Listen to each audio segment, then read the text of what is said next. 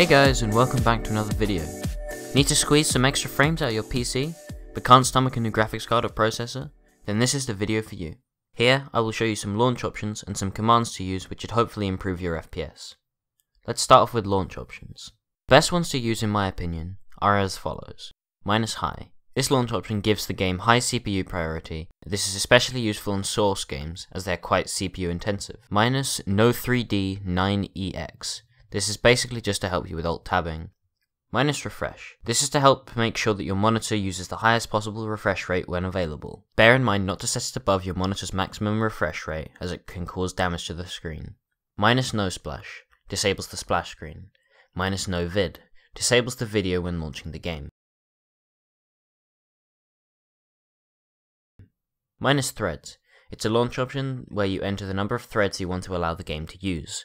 If you have a non-hyper-threaded CPU, then it's the same as the number of cores, and if it's hyper-threaded, it's double. Once again, don't try to set it higher than you actually have. To find out how many cores you have, go to Control Panel, System and Security, then System. This should allow you to show the model of your processor. Next, look it up on Intel Arc to find out how many threads there are.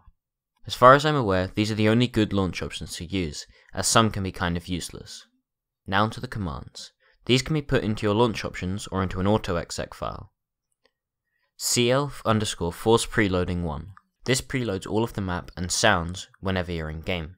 This means that less CPU power is used to load extra things around the map. It does mean that it can take longer to load certain maps, but this doesn't usually make too much of a difference. mat_vignette enable 0. This disables the vignettes. CL_disable HTML MOTD 1. This disables the server messages of the day. FPS max 0. This allows you to have unlimited FPS, or you can set it to something like 300 or 400 to cap it. mat_q_mode 2. This forces your CPU to use multi-threaded mode. r_draw traces_first person 0. This disables traces for shots coming from your own guns when you're in first person. r_igloss 0, r_imove 0, r_ishift x and y and z, and r_isize 0. All of these commands help with reducing the amount of FPS stolen from you from loading eyes on the models, although it doesn't seem to be too much overall. Obviously, running a lower resolution such as 4x3, 16x10, or even lower 16x9 resolutions will obviously get you some more FPS.